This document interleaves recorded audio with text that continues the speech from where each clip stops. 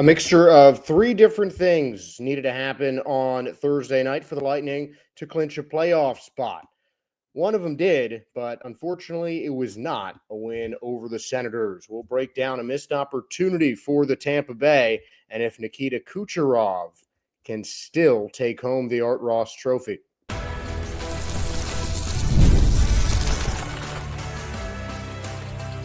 You're Locked On Lightning, your daily podcast on the Tampa Bay Lightning, part of the Locked On Podcast Network, your team every day.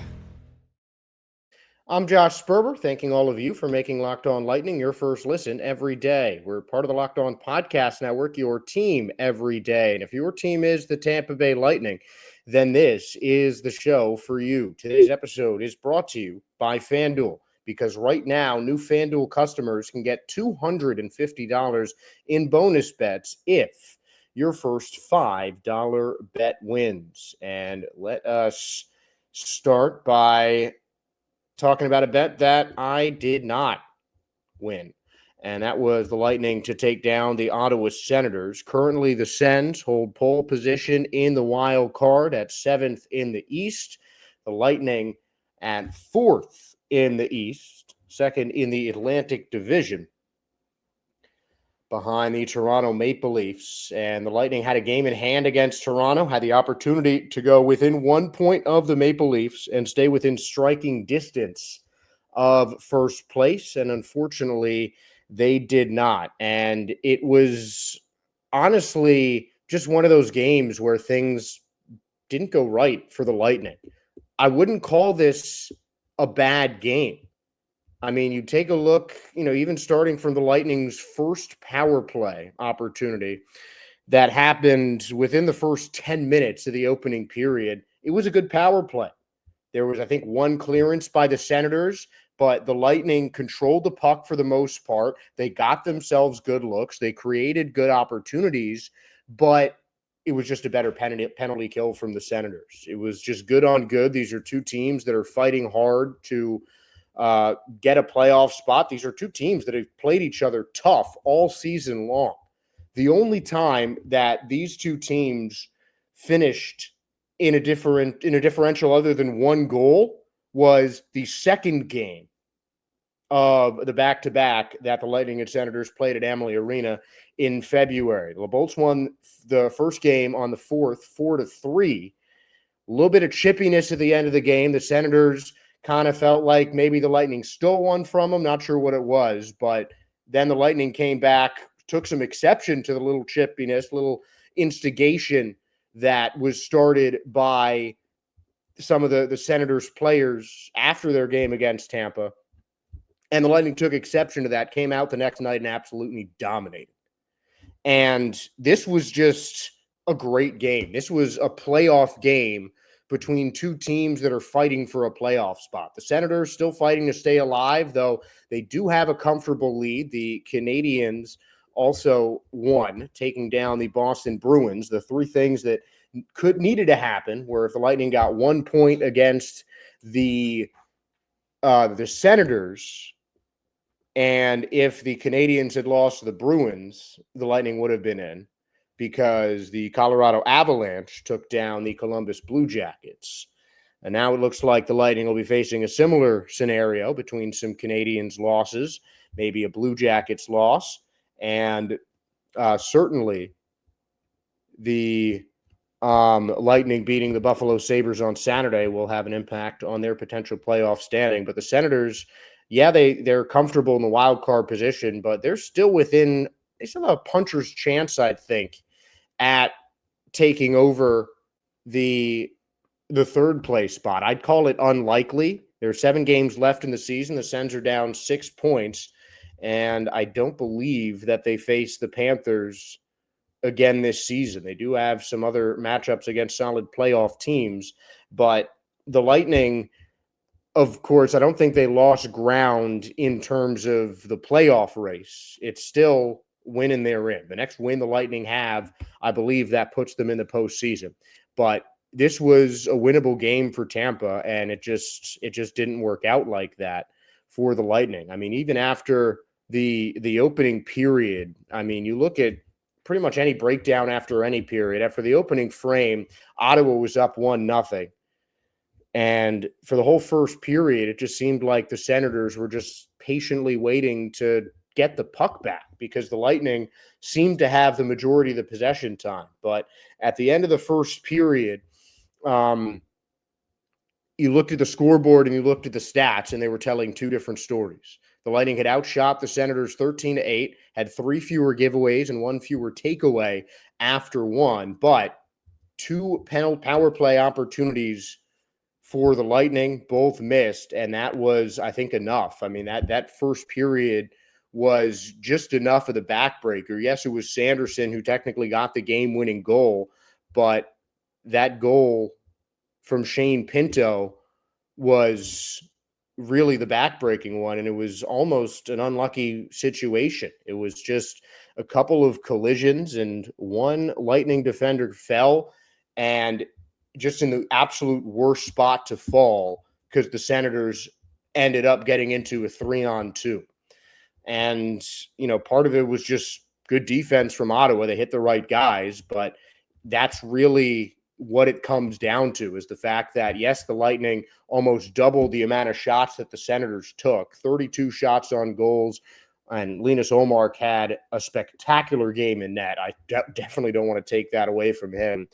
If I'm Jake Gensel, I'm cursing his name tonight because Gensel, especially late in the game, had 2 golden opportunities, had an open side of the net, and then somehow Ullmark came out of the back of the net to stop Gensel. And the Lightning had as many or more chances as the Senators did in this game, but it was just Ottawa who got slightly more open looks and capitalized because – I wasn't seeing a lot of difference in terms of the quality of the shots taken between the Lightning and the Senators. It was just one more time it came in for Ottawa, and Vasilevsky had a solid game in net, but Ullmark just made some ridiculous saves and played one of his better games of the season against the Tampa Bay Lightning. And I think you kind of have to do that if you're a goaltender playing against the Lightning, because that the Lightning have an incredibly deep roster of goal scorers. Their defenders can put it in the back of the net too. They've got 7 players this season who have amassed 20 goals or more. 6 of them have done it entirely on the Lightning. Bjorkstrand has 4 goals in Tampa, 16 in Seattle so far this season. But, as a goalie, you have to step up because time and time again, we've seen defenses do everything they can and take down play well on defense, just good enough passing or, whatever it is that night for the particular offensive edge the Lightning tend to have over their opponents.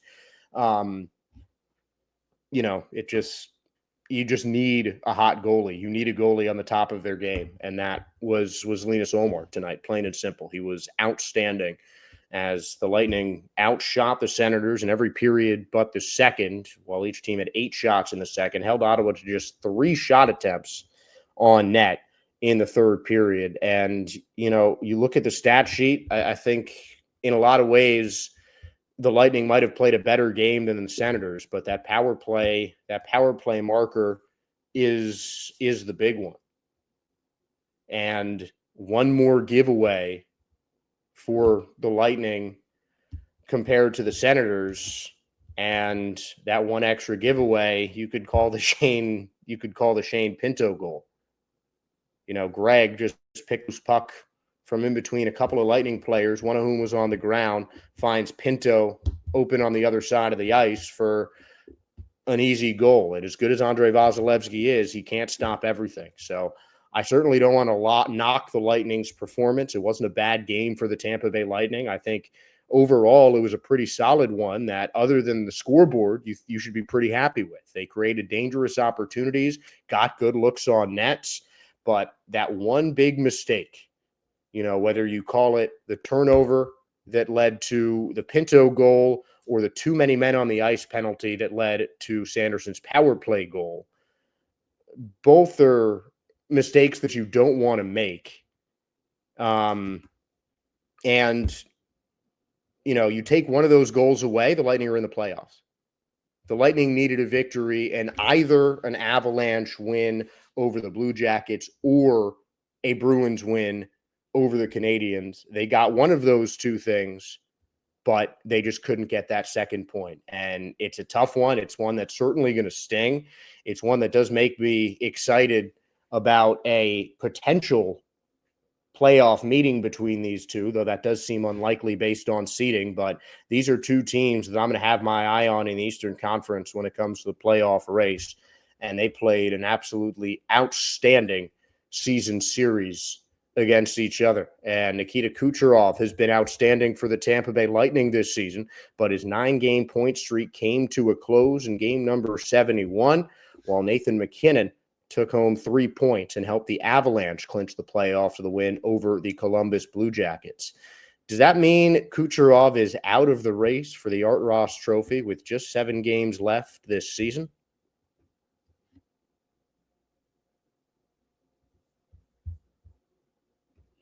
The NBA playoffs are almost here, and FanDuel is giving new customers an incredible way to get in on the action. Right now, when you join FanDuel and place your first $5 bet, you'll get $250 in bonus bets if your $5 bet wins. I love how FanDuel makes betting so easy, whether it's picking my favorite team or diving into player props. And whether it's three-pointers, steals, or assists, FanDuel has so many ways to bet your favorite player props in any sport. Plus, after the game tips off, you can even combine live prop bets into a same-game parlay for a chance to win big. So don't miss out. Head to FanDuel.com and claim your $250 in bonus bets today. So Nikita Kucherov, that's probably a name you've been hearing a lot if you've listened to this podcast. And considering this is a Tampa Bay Lightning podcast, I think that's fair. He is one of the best players, I think, in the history of the Lightning franchise already.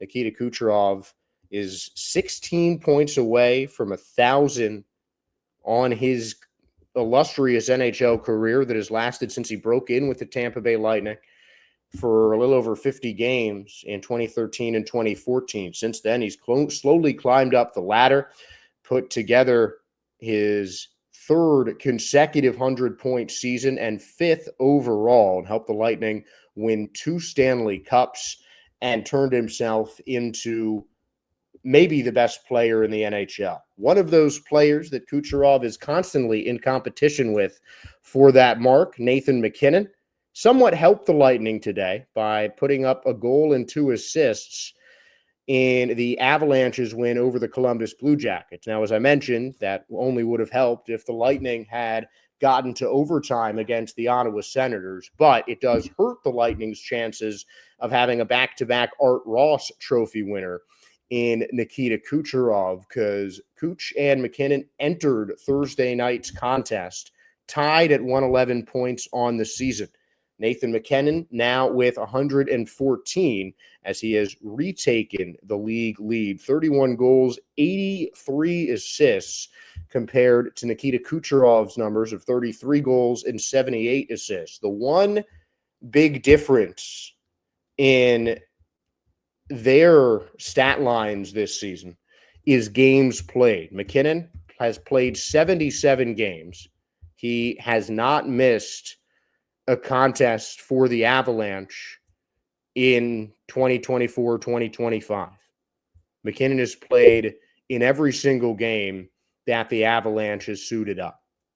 Nikita Kucherov has unfortunately had to miss a couple of games here and there, and to still be able to put up 100-plus points, even if it's not a huge amount of games missed. I mean, that's about 2 or 3 weeks worth of games, depending on the week.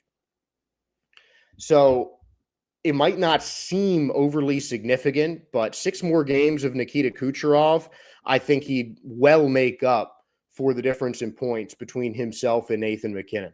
Obviously, Kucherov and MacKinnon both have 7 games left in the season, and Kucherov can't make up for the missed points, but he can certainly put up points with the best of them. I mean, the run that Kuch has had over the last 9 games for the Tampa Bay Lightning has been so impressive. I mean, over the last 9 games, he's put up more than 20 points for Tampa and had a multi-point streak of a few games at different points in that 9-game streak. 2 assists already in April for Kucherov, both coming against the Islanders, but none for the first time in the month of April and for the first time in a while for Nikita. And Kucherov and McKinnon are both players that really run their team's offense, and they both are surrounded by some tremendous talent beside them. The Avalanche broadcast, of course, seems to think Cale Makar is a shoo-in for the Norris Trophy, and he also became the first defenseman in NHL history with 5 straight seasons of 90 or more points. Even Bobby Orr topped out at 4 straight, even if he did it a couple of times. Paul Coffey the same. And what Makar has been able to do on offense as a defenseman has been unrivaled in a lot of ways, and that certainly is a helper for Nathan McKinnon. But then with the Lightning, you've got two players who could be 40-goal scorers on Nikita Kucherov's line. And I think part of that is because of the passing ability of Kucherov. I think passing-wise, he's unquestionably the best in the NHL, even if he has 5 fewer assists than Nathan McKinnon to this juncture in the season. Stick handling ability, they're both great. They're both definitely pass first guys, but they can certainly shoot. And McKinnon, a lot of times his shots turn into passes. I mean, he's so effective at shooting for the rebound, and he's in the top 3 in terms of shots attempted so far this season. Kucherov is an incredibly unselfish player and really a pass first kind of guy. Nathan McKinnon is well over 300 shots at this point. Kucherov's only had 1 300-shot season in his career. That was last year. This year, he's at 240. Definitely lower down on the totem pole. So he's not a guy who shoots as much. He's a very patient player. I don't think I've seen any athlete really just take what the game gives him as well as Nikita Kucherov does for Tampa Bay. And it's so effective. And you have to put Kucherov in consideration for two trophies right now. And the same with Nathan McKinnon, Hart Trophy and the Art Ross Trophy. For most of the season, odds makers have had McKinnon as the favorite. It's something that I know we've talked about as recently as earlier this week, but I think I really don't think there's anything that anyone can tell me that will convince me that anyone not named Nikita Kucherov should win the Hart Trophy this season. I said it before the year began, that Nikita Kucherov needs to have an MVP level season for the Tampa Bay Lightning just to make the playoffs this year. And not only has he done exactly that, 111 points, absolutely are MVP caliber, not missing very many games, and, controlling the Lightning's offense. He is the leader in the NHL in power play points. Because of him, the Lightning have 2 players that have combined for 30 power play goals in Jake Gensel and Braden Point. I mean, what he has helped the Lightning do this season, an already offensive-minded team, has reached an offense that is remarkable even for a Lightning team that has kept a lot of this offensive core together for the last couple of years. So this isn't new for Lightning fans, but it's just everyone is getting involved so much more. And because of Kuch's ability to spread the puck around, I think that's a huge reason why. I think that I'm not saying that taking Nathan McKinnon away from the Avalanche and they're going to be fine, but I think if you look at the Lightning and the Avalanche, and if you put them against each other in a 7-game series, you take out Kuch, you take out McKinnon, I think that the Avalanche would perform better without Nathan MacKinnon over a longer stretch of time than the Lightning would without Nikita Kucherov. I mean, the Lightning do have a number of talented players on their offense. Of the 5 players the Bolts sent to the Four Nations face-off, 4 of them were forwards. They have one of the deepest attacking groups in the entire NHL, especially since Yanni Gourde and Ollie Bjorkstrand came to town. And part of the reason that Gourde and Bjorkstrand have been so effective is just because the way the Lightning move the puck, and you just put Kucherov on the same ice as anyone, and he turns him into a better player. He's a leader in the locker room. He leads by example on the ice as well. And I just think that he is unquestionably my Hart Trophy winner this year. Art Ross, maybe not. I think MacKinnon, with those extra 6 games, that's, I think, going to be enough to just keep him distance from Kucherov, but not like Kuch isn't going to challenge for it. I'll talk about in the next segment how I think Kuch is going to come back with a huge game on Saturday against the Buffalo Sabres to make up for dropping back to second in the points lead. But I do think Nikita Kucherov is my Hart Trophy winner. Speaking of which, though, let's talk about another potential win-and-you're-in playoff situation when the Lightning take on the Buffalo Sabres on Saturday.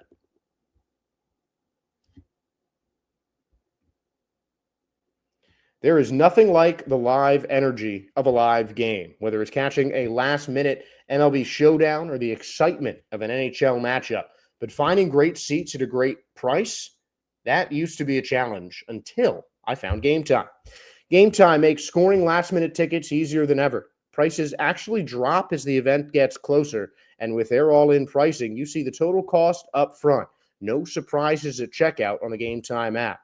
And here's some more reasons why I love using Game Time. You can save up to 60% off buying last-minute tickets for sports, concerts, comedy, theater, whatever.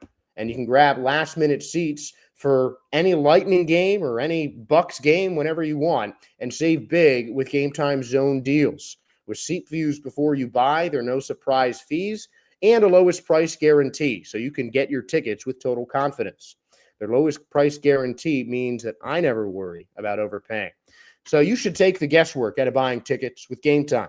Download the Game Time app, create an account, and use the code LOCKEDONNHL for $20 off of your first purchase. Terms apply, but again, that's code LOCKEDONNHL for $20 off. Download Game Time today. Last minute tickets, lowest price, guaranteed. One more game this weekend for the Bolts, and it should be another win and you're in type situation. The Lightning this time taking on the Buffalo Sabres, who are definitely on the outside looking in.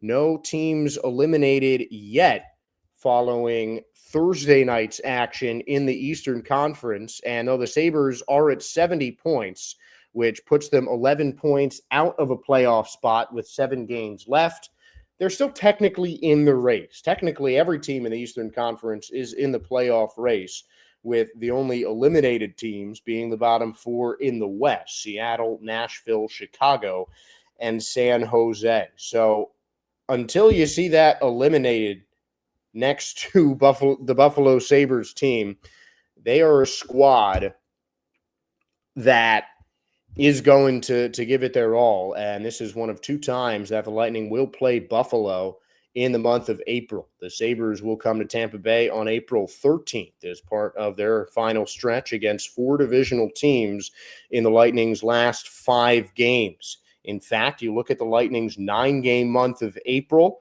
only the Islanders and Rangers, who the Lightning play twice, are not Atlantic Division teams. So 6 of their 9 games against their divisional opponents, with repeats against the Buffalo Sabres.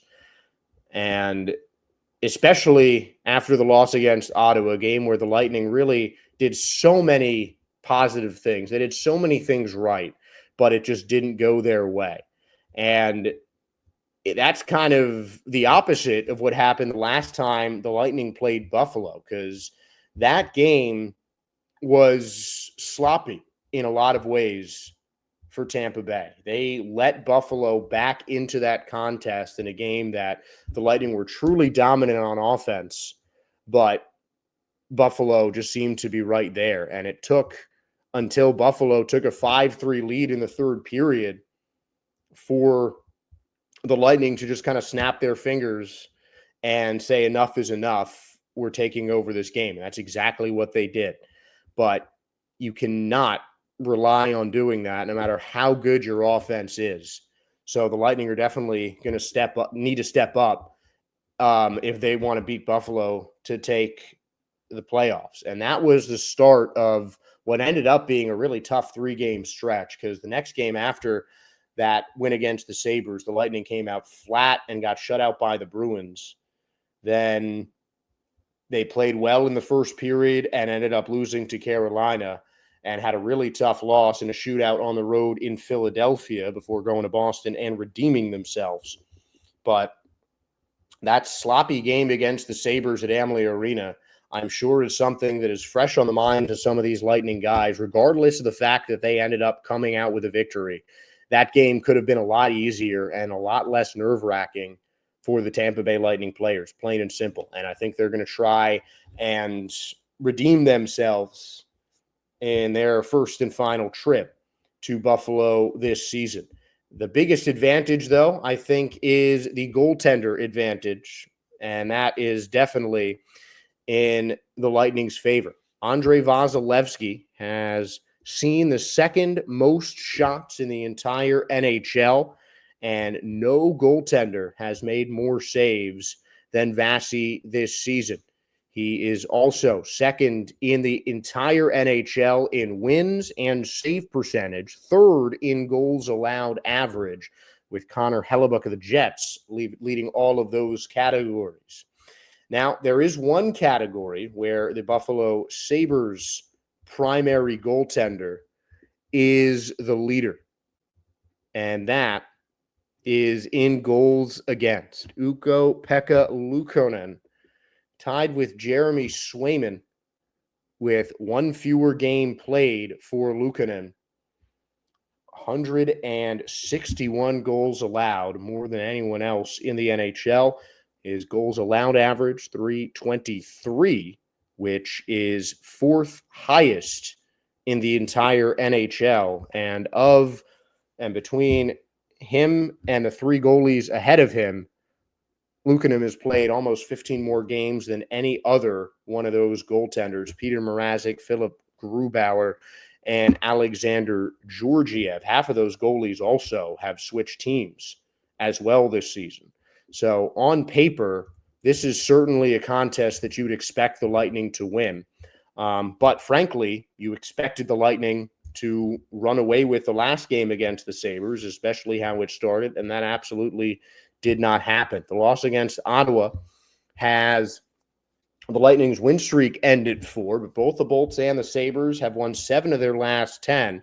A big difference, though, in 2 of their last 10 games, the Sabres took down the Ottawa Senators. So they're hanging around. They're playing spoiler in that Atlantic division, and they're certainly going to give the Tampa Bay Lightning a big fight. The goalies are definitely a big advantage in favor of the Lightning, who also are ahead of the Sabres in every other category, except for goals for per game, where the Sabres are 8th in the league. They are bottom 20 in most other team stat categories. 26 in power play percentage, 22nd in penalty kill percentage, 25th in face-off percentage, which is, of these stats, the lowest that the Lightning have, and the only one where the Lightning aren't in the top 10 position in the league. But by every metric on paper, the Lightning are a better team than the Buffalo Sabres. And I think especially after that loss to the Senators, where if the Lightning even had taken it to overtime, they'd be in the playoffs right now. And a loss on just a good game, and just one of those games that the pucks just did not find the net. The Lightning need to redeem themselves with a more convincing win against the Buffalo Sabres, because once it strikes April 13th and the Sabres come back to Tampa, they're not going to be able to afford to lose. And I honestly think that the loss against the Senators on Thursday was the last loss that the Lightning could afford, especially once the Lightning get back to Amalie Arena and get 4 straight games against their division, bookending that series with the two teams that are, I think, realistically within striking distance of overtaking the Lightning, the Maple Leafs, and the Panthers at the start and end of that series. But this Buffalo game on Saturday is certainly going to be a big one. The Bolts are favored, but they are due for a bounce back after a tough loss in Ottawa. And that's going to do it for the day and the week. Thank you all for tuning in and making Locked On Lightning your first listen every day. Now for your second listen, make sure to check out the Locked On NHL podcast. The Locked On NHL podcast brings you the daily league-wide stories that matter with the local coverage you love from Locked On. Find Locked On NHL on YouTube or wherever you listen to your podcast. And wherever you found this podcast today, please give us a like, a follow, and subscribe. We really do appreciate you guys supporting and listening to the show. So once again, I'm Josh Sperber. Thank you all for making me a part of your Friday here, and enjoy your weekend, and go Bolts.